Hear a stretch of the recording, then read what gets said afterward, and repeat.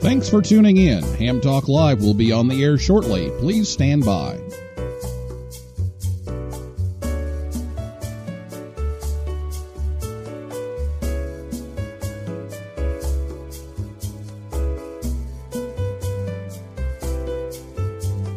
This episode of Ham Talk Live is brought to you by Tower Electronics. For connectors, cables, and more, call 920-435-2973 or visit pl-259.com. And by ICOM. Heard it, worked it, logged it. Visit www.icomamerica.com/amateur for more information about ICOM radios. It's Ham Radio with Neil Rapp. Here we go.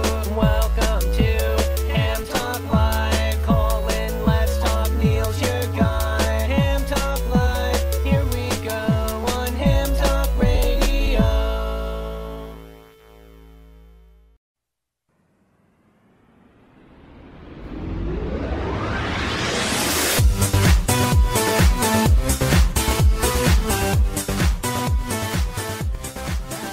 Hey, good evening, everyone. It's Ham Talk Live, episode number 265. Live from YOTA America's Camp 2021, recorded live on Thursday, July 15th, 2021. I'm your host, Neil Rapp, WB9VPG. Thanks for tuning in to this episode of Ham Talk Live. Tonight, we're joined by some of the campers, staff, parents, and volunteers at this year's Youth on the Air Camp in Westchester, Ohio. And we will take your calls live in just a few minutes. Last week here on the show, Mark Brown, N4BCD, was here to talk about the Huntsville Ham Fest coming up here in just a few weeks. If you missed that show, you can listen anytime at hamtalklive.com or on your favorite podcast app or on YouTube. Or you can catch the rebroadcast on WTWW. That's 5085 on your AM dial, Saturday afternoons at about 3:30 p.m. Eastern Time. So get your questions and comments ready to go about Youth on the Air. If you're listening to us live on Thursday night, you can give us a call in just a little bit. Let me go ahead and give you the telephone number so you have it ready, and we'll let you know when it's time to call. The number is 859-982-7373, and I'll give that number again here in just a moment and a couple of other times later on in the show. Again, the number 859-982-7373. You can also tweet us. It's at Ham Talk Live on Twitter. And I'll be back live from YOTA Camp right after this word from Tower Electronics right here on Ham Talk Live. Hey, honey, have you seen the PL259s anywhere? No, I haven't. Come on, kids. Let's go. There's just one place to go for all of your connector needs. Tower Electronics. Tower Electronics. Tower Electronics. A giant warehouse of connectors and adapters for every occasion. Thousands to choose from in every shape, size, and color. And they have antennas, soldering supplies, cables, meters, and more. Where do you go if you want to buy a connector at a fraction of retail cost? Tower Electronics. Tower Electronics. Tower Electronics. And this weekend only, take advantage of our special liquidation sale. Buy 9 solder-type PL259s, get the 10th one for just 1 penny. They make great Christmas presents.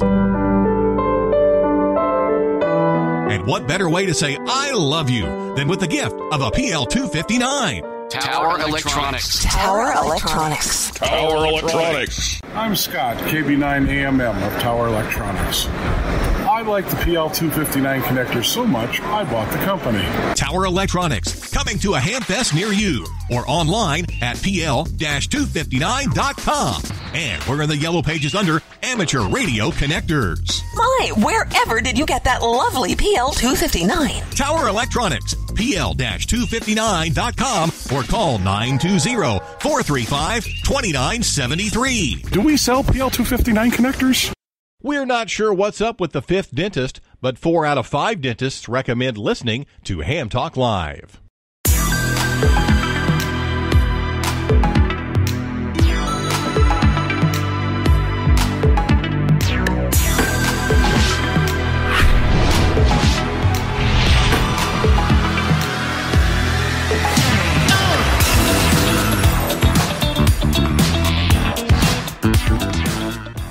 Welcome back to Ham Talk Live. Thanks to Scott and Jill at Tower Electronics for sponsoring the show as they do each and every week to help bring Ham Talk Live your way. Make sure you visit them at a Hamfest near you or online at pl-259.com. Well, welcome back to Ham Talk Live, coming to you live from Westchester, Ohio.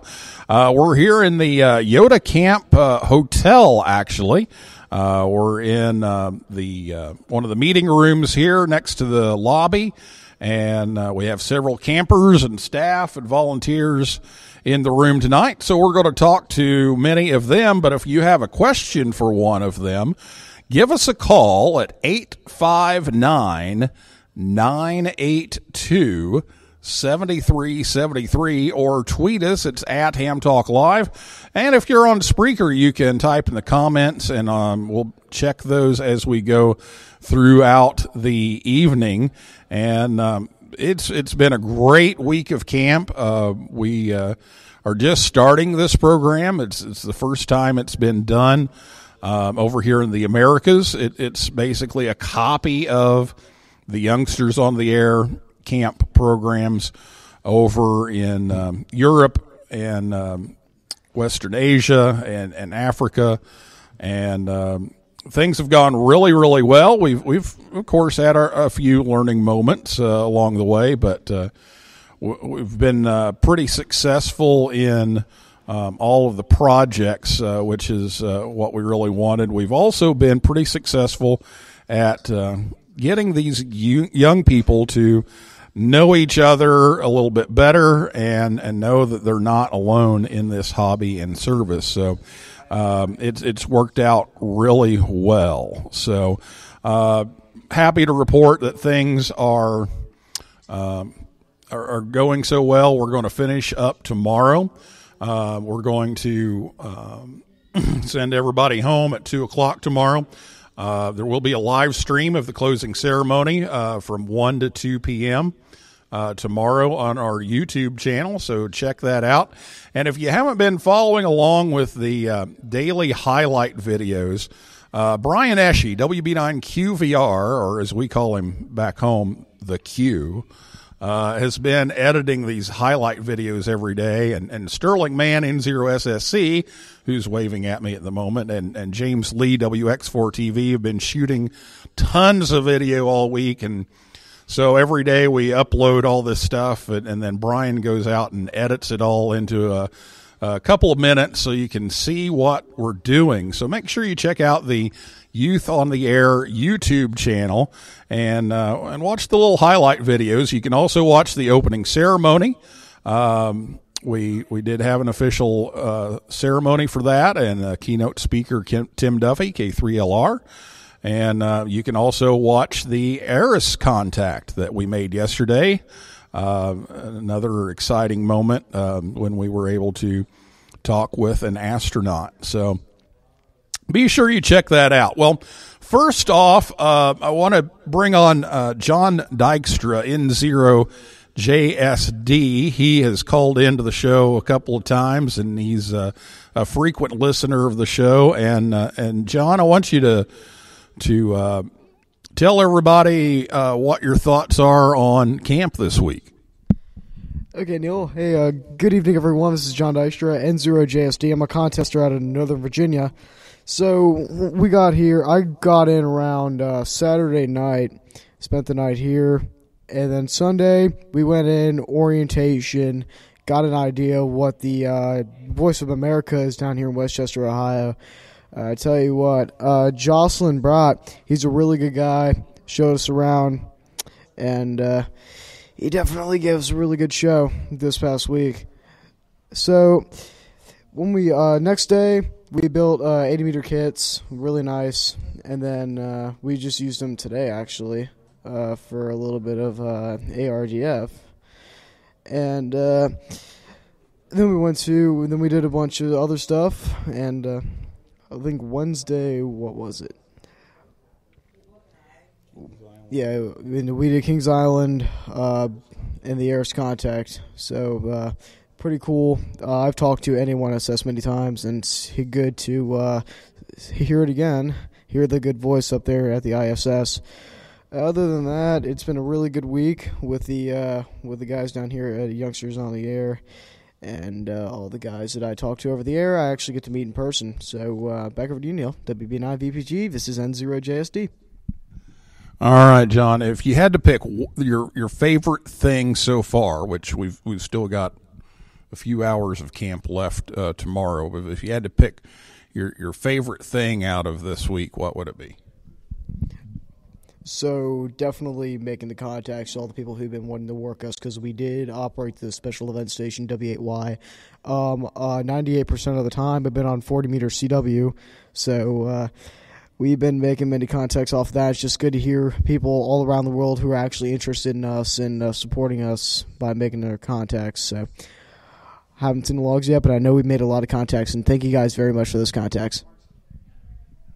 All right, John. Well, thanks for sharing with us tonight. And again, if you have a question about Youth on the Air Camp, give us a call at 859-982-7373 or tweet us at Ham Talk Live.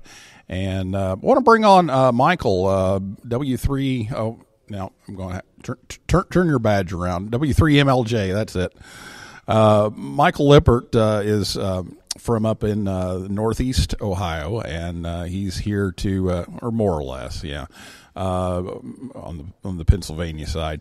Anyway, Michael is here, and he's big into contesting, and we started off the week on Monday with some contesting stuff. So, Michael, why don't you talk a little bit about what you've enjoyed about YOTA Camp and maybe some of the contesting aspects of the camp?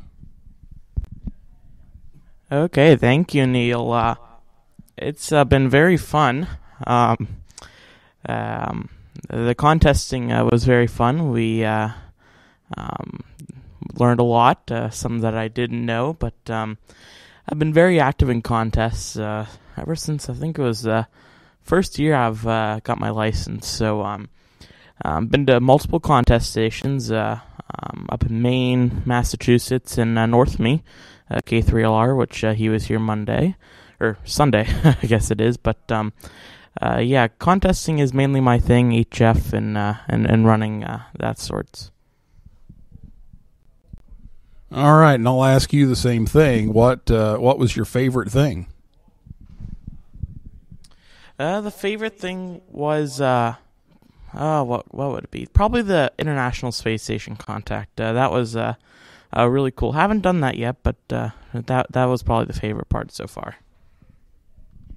Well, there's a lot to pick from, and that's a good one, and that's one that took a lot of setup, and so transitioning to that, the young lady who put all of that stuff together to make that Eris contact is behind me. She's been on the show before. Ruth Willett, KM4LAO. Talk a little bit about the experience of being in charge of an Eris contact. Good evening, everyone. This is Ruth, Kilo Mike 4 Lima Alpha Oscar from Virginia. Getting to be in charge of that Eris contact. No, you're fine. Getting to be in charge of that Eris contact was really incredible. It's been a multi-year process, I think, at this point, just working with our Eris mentors and working with Eris North America, trying to make this contact happen during the only couple of days we had for it. So definitely a lot of paperwork, a lot of emails, a lot of patience from Neil and John Clute, and then Fred Kremer, who came in at the last minute to be our Eris mentor, as well as communications with our Telebridge station, because we did a Telebridge contact. But it was absolutely incredible. A big bucket list item for me that I've wanted to talk with an astronaut for quite some time, and attended Eris contacts run by good friends, but never been able to be in charge of one. So it was incredible to be up there and be the YOTA host for that, and to get to talk to the astronauts directly. Now, you had the chance to do this, but one of my favorite parts was they said, okay, well, you can run this video before the contact, and this video explains what's going to happen, and it was starring you and Chris Bro, who is he in the room? He's in the next room over. As soon as I brought the broadcast up, he ran off. But both of you are here this week, but the video was of the two of you. I think it was like 5 or 6 years ago. So you look nothing like you did in the video. So how did you feel about that? It was really exciting to see that video actually being played for a contact. It was quite the experience, and Tom Delaney, who directed that incredibly well, was so patient with us. Chris and I had never done anything quite like that before, and just seeing how I'd seen the video before, but seeing it in the context of a contact, and seeing how it helped some of the folks there be able to understand a little better exactly what was happening, how well the video was put together. It was really cool to see.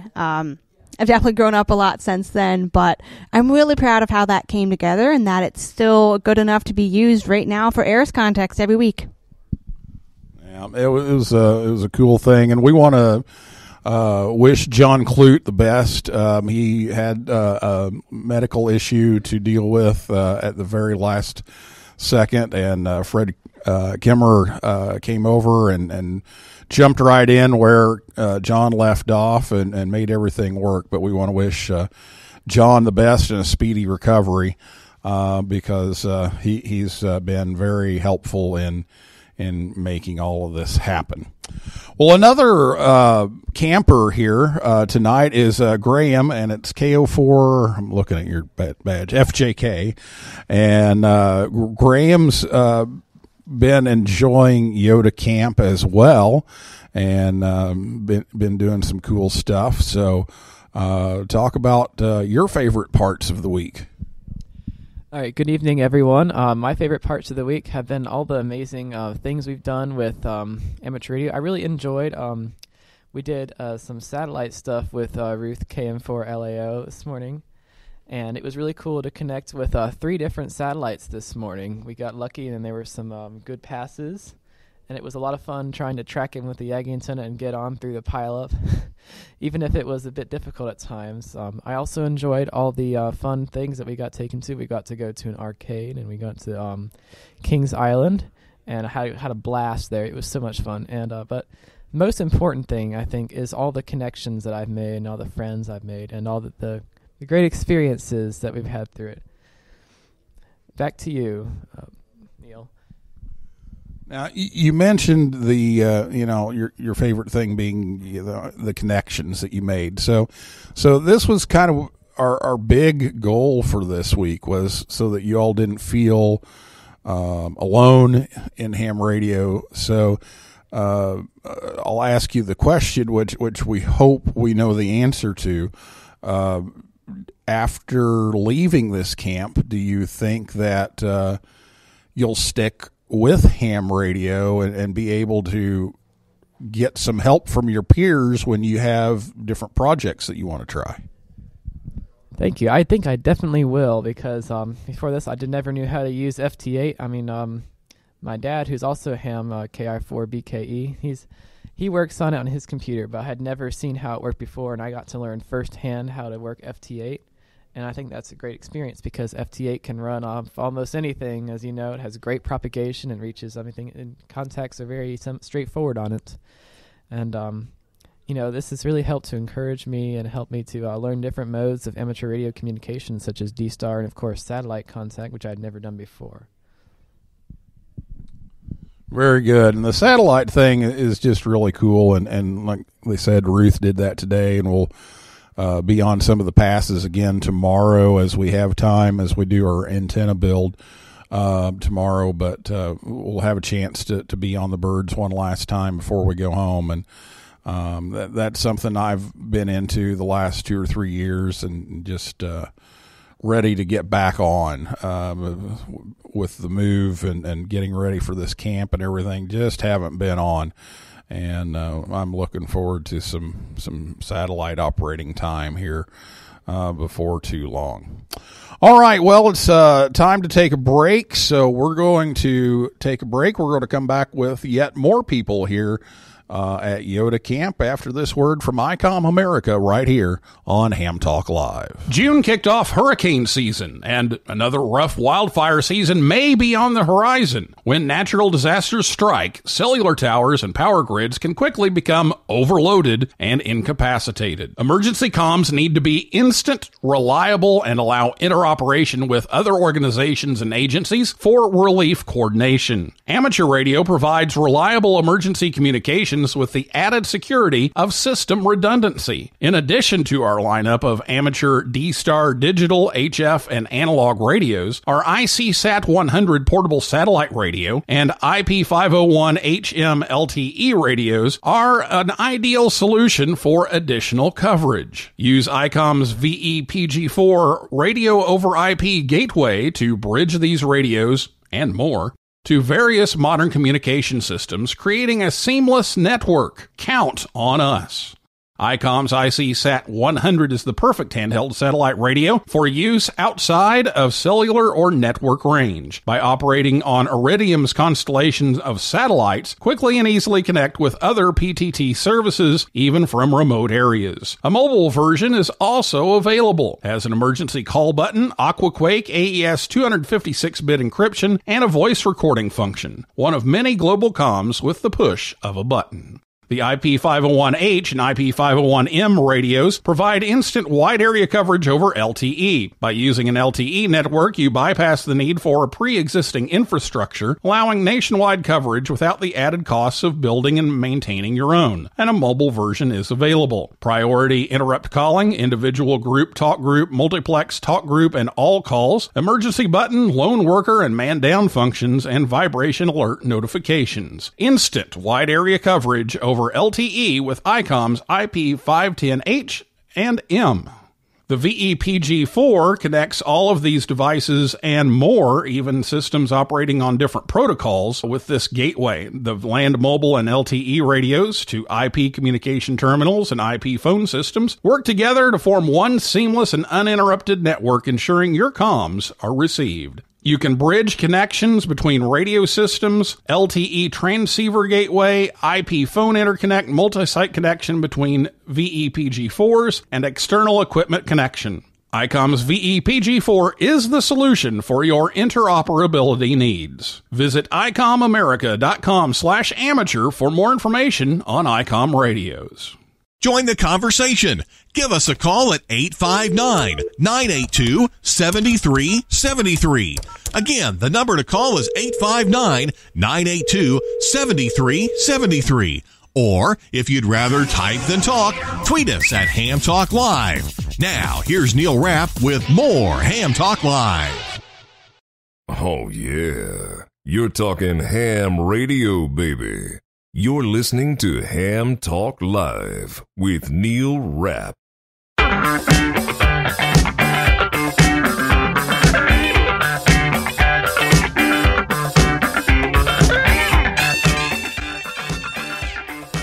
Welcome back to Ham Talk Live. Thanks to ICOM America for sponsoring the show to bring Ham Talk Live your way each and every week. Make sure you check them out at ICOMAmerica.com/amateur.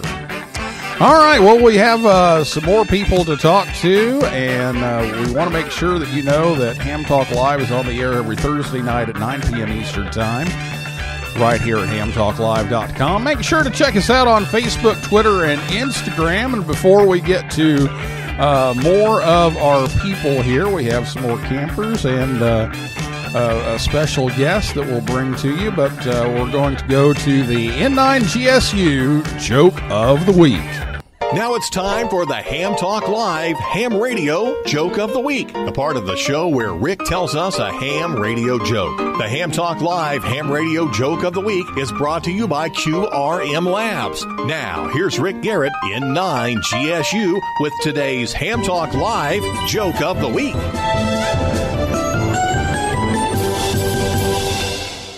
I was working slow scan with a fellow ham that also happens to be a dentist the other day. He sent me a whole bunch of toothpicks. This has been the Ham Talk Live Ham Radio Joke of the Week with Rick Garrett in 9 GSU. Tune in again next week for another joke from Rick. Oh, my goodness. Thank you, Rick. We think. We're not sure. The toothpicks. There we go. Yeah, we had some of the campers sending some pictures across the airwaves with the ICOM IC705, and it was pretty cool. Well, welcome back to Ham Talk Live, and again, it's time for your calls. So if you have a call to make to us, give us a call at 859-982-7373, or you can tweet us at Ham Talk Live. Again, if you have a question for us, 859-982-7373. Now is the time to call. And if you're listening to us on WTWW or on the podcast edition, you won't be able to reach us because we're doing this live on Thursday night. All right. Well, we have a call on the line, so let's go to the phones. Good evening. Welcome to Ham Talk Live. Oh, hi, Neil. It's Connor and Ben and Patrick. So we have Connor calling in from behind the wall here. So Connor, what's been your favorite thing to do this week? Our Eris contact was pretty good. Well, it was definitely a unique experience because just not too many people get to do that. So it was pretty cool. And I know you've had a fun-filled trip getting here. Tell us a little bit about that. Oh, yes. I flew all the way from Virginia, met with Patrick, who's right here. Hi. And then we drove in here from Indianapolis on Sunday? Saturday, one of the weekend days. And then we leave tomorrow afternoon. I go back to Indy and then fly home Saturday. So you actually got to the Indianapolis Ham Fest and went and checked out Kentucky and checked out all kinds of stuff.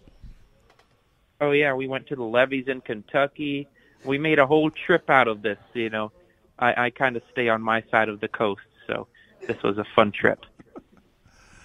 All right. Well, thank you, Connor, for calling in. Thanks for taking our call from the 200 level of the hotel. Oh, there we go.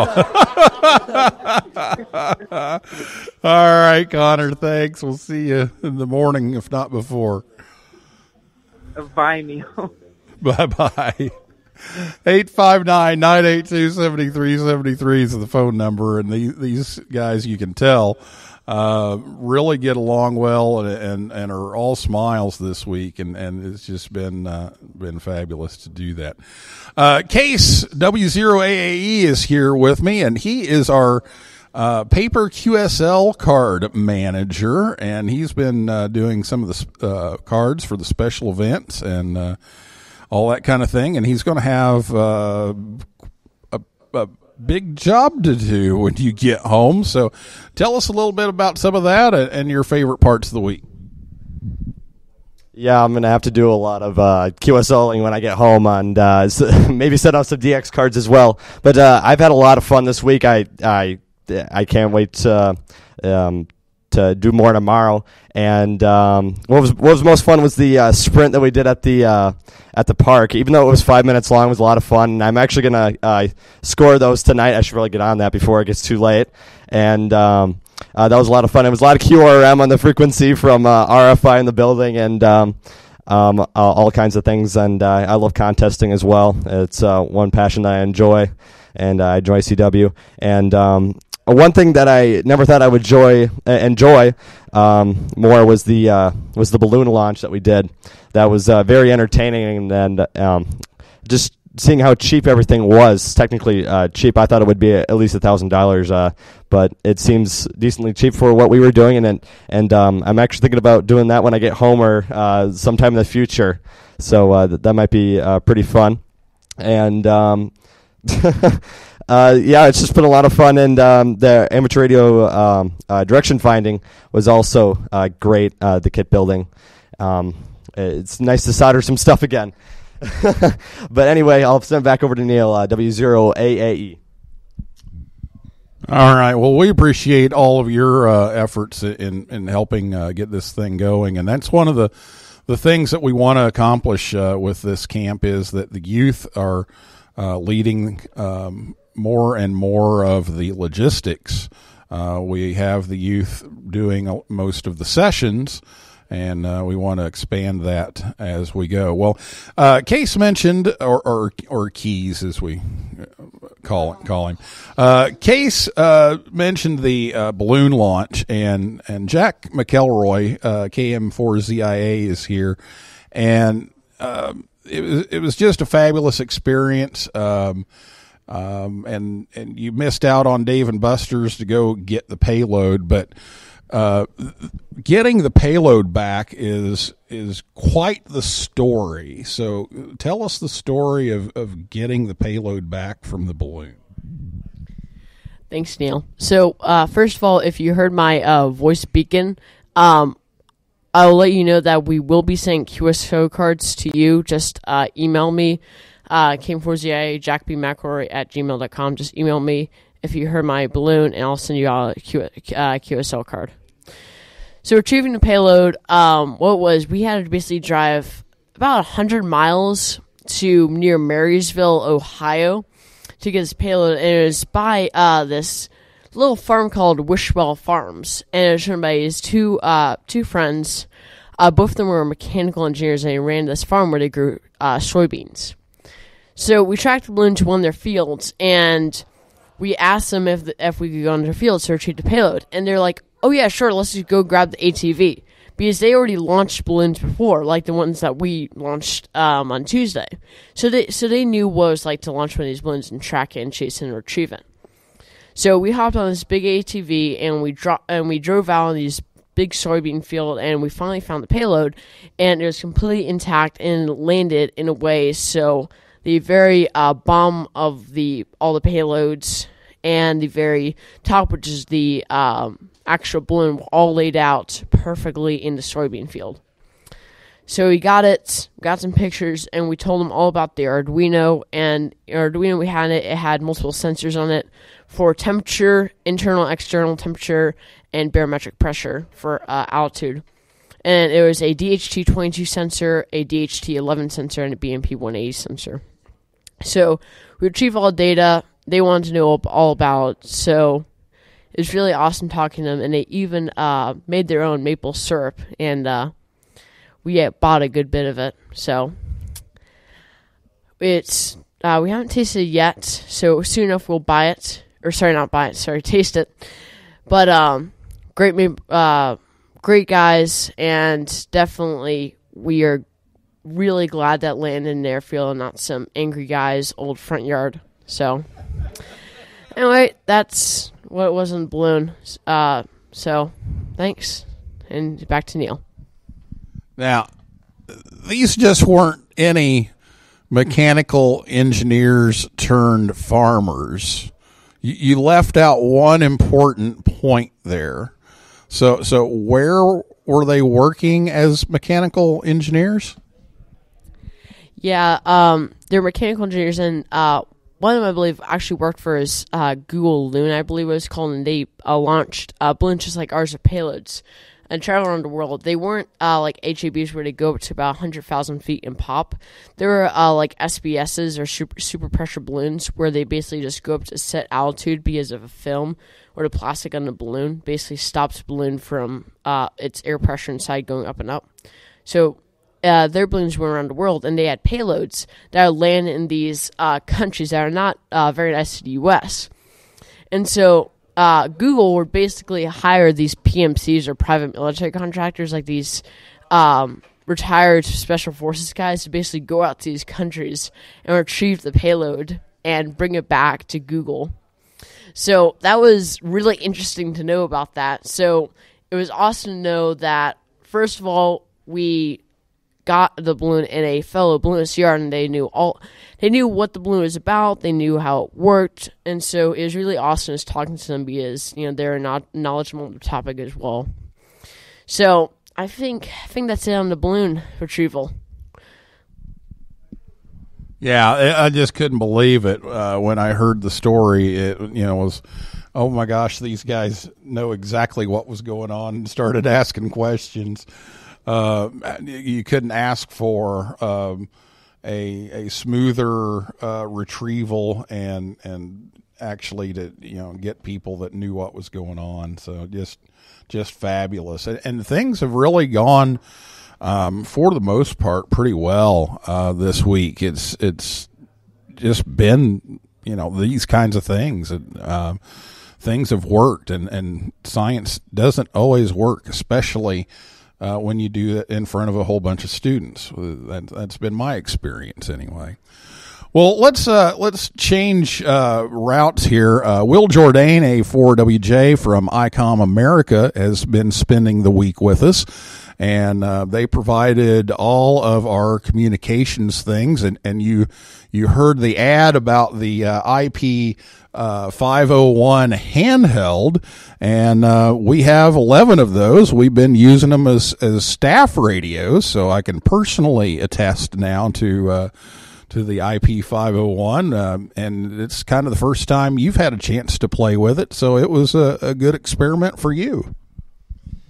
Well, Neil, you're exactly right. We, I suppose really at the end of the day, Neil, I just wanted a chance to play with them.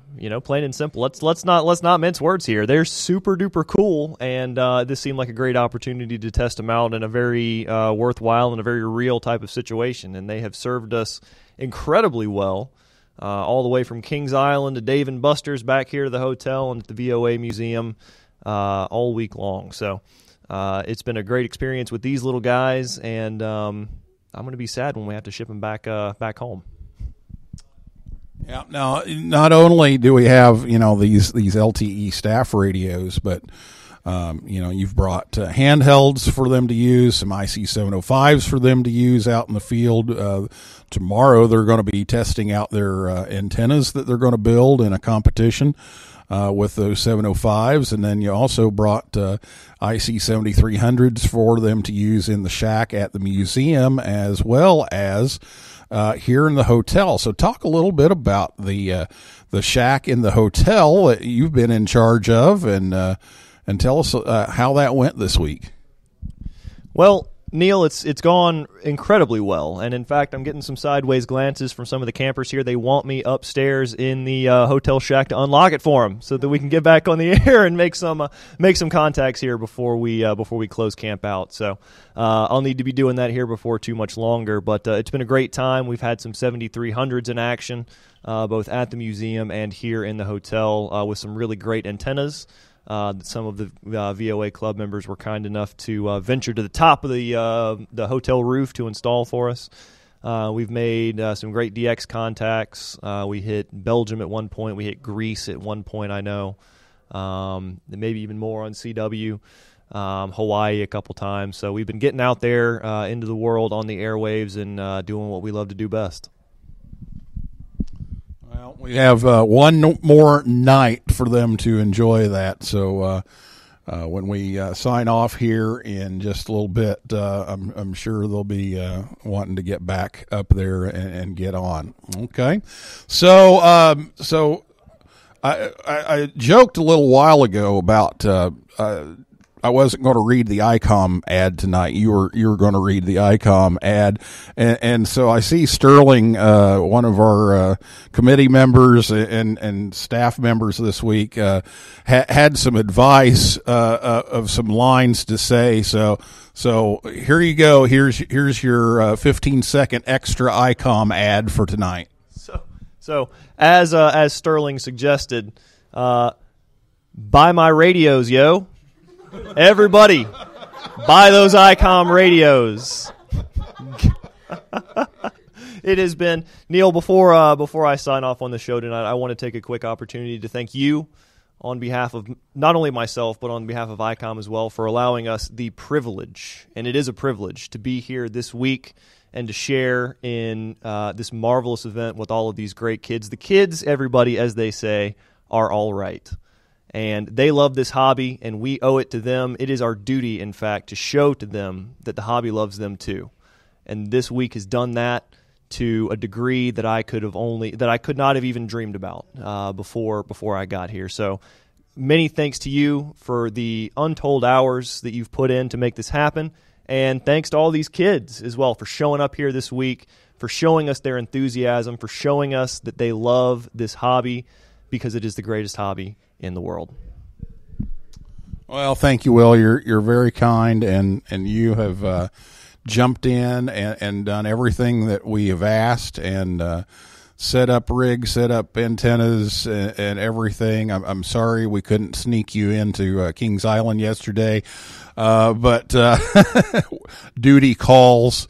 But you've done so much work with keeping all of our communications options up and running and getting all the questions asked, and I think the kids have learned a lot from you this week, and so we're very thankful for ICOM's support this week.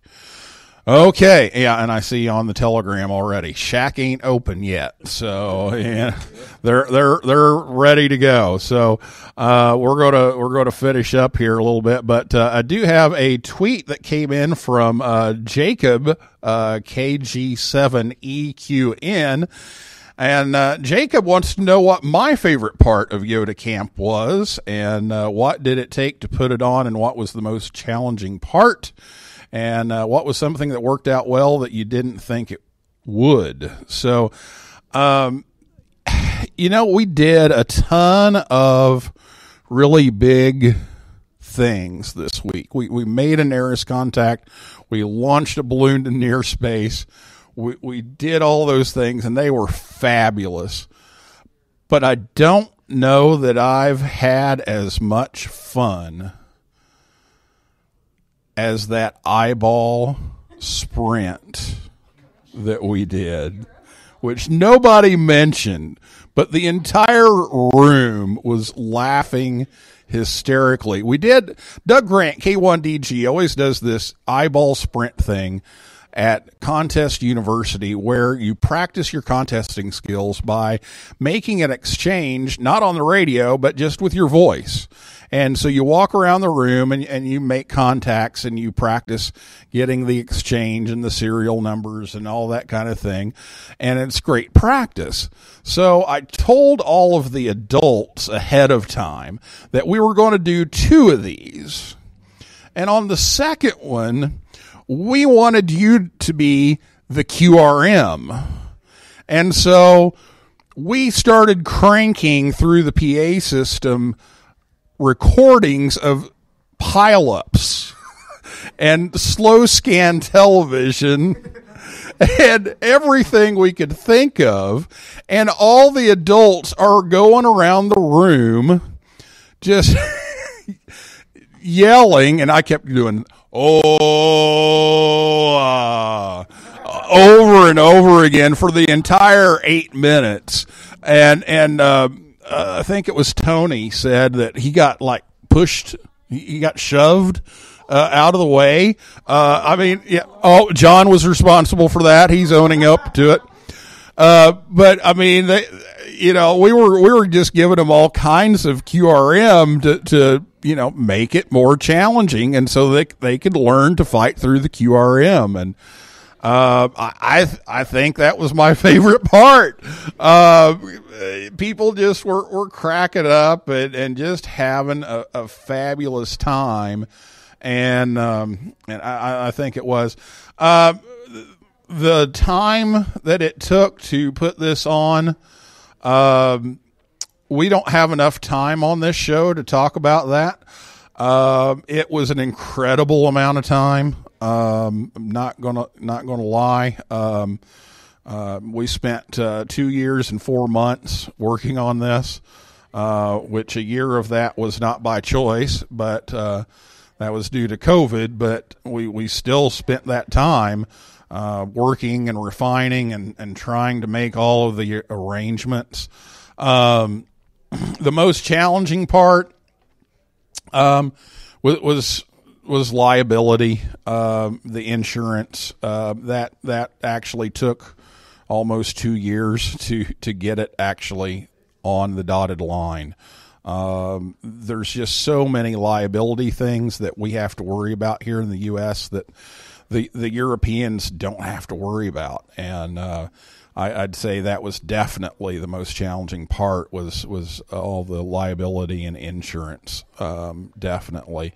And something that worked out well that you didn't think would, again, I go back to the eyeball sprint. I figured the eyeball sprint would be, okay, this is kind of lame, but we'll do it, and it didn't turn out that way at all. So that would be it, Jacob. So thank you for your question here tonight.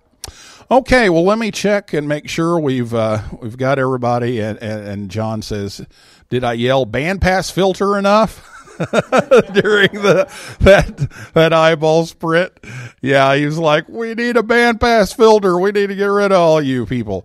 But we've just had a fabulous time here, and Chris AA4CB is listening to the show tonight, so thank you, Chris, for that. But we've had a really good time. Tomorrow is going to be a little bittersweet because it's going to be time to go home. I think, I know the staff is exhausted. I think the campers are probably starting to get to that point. We stayed at the hotel today just to kind of take it easy a little bit and enjoy the pool and the patio. And, right outside on the back patio, we had a Go Box, and we had an EME demo. And what else was it? There was something else out there. There was like a mag loop or something. Yeah, it was a mag loop. Yeah, they had a mag loop out there and was just making some contacts, out here on the patio. And as soon as we got to Kings Island yesterday, the first thing I hear on the staff radio is, "Well, there's a bunch of kids up at the top of the Eiffel Tower with their 705 making cues." And I'm just like, oh my gosh, we've got some serious ham radio going on this week, and it's been great. Well, Sterling, man, N0SSC, just stopped by here, or I just saw him, one or the other, and got in my line of sight. Before we go, Sterling, talk about being a staff member this week and your role with IARU Region 2, being the youth liaison. All right, thanks, Neil. I'll try to stretch over here. So everyone hopefully knows me at this point. I'm N0 Sierra Charlie, Sterling Man. And Sam Rose, KC2LRC, and I are the OG American, what do you call it? What would you say? Infiltrators? Invaders of the IRU Region 1 YOTA camp. And that was back in 2016. And like Neil said, this has been a long time coming and that was our mission, is to create this here in Region 2. So my experiences as a staff, well, I've been behind the camera, all that footage you've seen, at least half of it, the other half being James, WX4 TV, has been me and a lot of photos from Sam as well. I've been also just running around, taking care of business where it needs to be taken care of. I was on the, committee, and it was hard. It was really hard to put it together, and props to Neil. Like, give him a round of applause. It's like, without Neil, this would not have happened. And Julie. Got a shout out for Julie. So, and honestly, I just feel like a kid again. And you also see that in Sam. We both think we're, just a part of the camp, because we're having as much fun. And it's just been especially fun sharing all of these experiences with everyone out there, like on the Instagram and YouTube and everything. And trying to, what do you say, spread the gospel of youth in ham radio. There is youth in ham radio. And so all of this, I'm the youth liaison for IRE Region 2, and what that basically means is I'm trying to be the thorn in the side of as many member societies as possible in Region 2, and that includes all the way from Canada all the way south to Argentina. So South America, Latin America, Caribbean. And we've been doing Zoom meetings through COVID to try to inspire some of the adults, some of the Elmers out there in Latin America especially, to try to start up some sub-regional camps. You could almost say this was a sub-regional camp because we only had U.S. Americans here just because, COVID and all that stuff. We couldn't get our friends from Canada and Iceland and Chile to join us due to travel restrictions. But hopefully next year we're going to have a lot more Latin American and Canadian and Mexican, I guess part of Latin America, Caribbean campers on board and staff on board, and we'll start to see some critical mass, and hopefully this really takes off and we can create the next generation of ham radio operators. Thanks, Neil. Well said, and you've been a tremendous help in getting all this video going and live streaming and everything so the world can see what's happening here, and really appreciate it. But tomorrow we'll finish things up. The Maluzzi brothers are here to do their antenna build contest, so we'll do that, and we'll have some lunch, and then we'll have our closing ceremony. So again, check that out on YouTube. We'll be live streaming that as well. Check out the videos, and just too much to talk about in 45 minutes. In fact, we're already at 51 minutes, so we're going to have to end this here tonight. But just a fabulous experience, and so please spread the word about it, and check out youthontheair.org, and you'll see all the videos from the week, and just a lot of information, and we'll start making plans for the next one. So be sure to check that out. All right, well, that is a wrap for this week's edition of Ham Talk Live. Thanks to the entire YOTA crew and everybody out there in cyberspace for listening and typing in tonight, and even Connor calling from upstairs. So and Michael, I had to laugh. Michael just tweeted in from one chair over and says, the eyeball sprint was like calling CQ on 7200. We had some great signs this afternoon. You'll have to check out the pictures, but we had some signs cheering on the Fox O-ring competitors, and I think let's see, one of them was guys who operate on 7200 site Wikipedia, and just some silly things like that made it just even that much more fun. So come back next Thursday night, 9 p.m. Eastern Time, and we'll have another edition of Ham Talk Live. For a list of all of the upcoming guests, visit hamtalklive.com. And if you like the show, please leave us a review. That'll help other people find the show faster. So for now, live from YOTA Camp 2021, Westchester, Ohio, this is Neil Rapp, WB9VPG, saying 7-3. Oh, hang on. Uh-oh. Everybody knows the tag line. 73, 75, get a good next yours. Ready? 73, 75, and may the good DX be yours.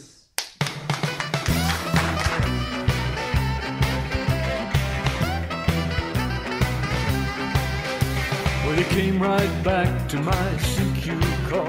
Your readability 5 and strength 9.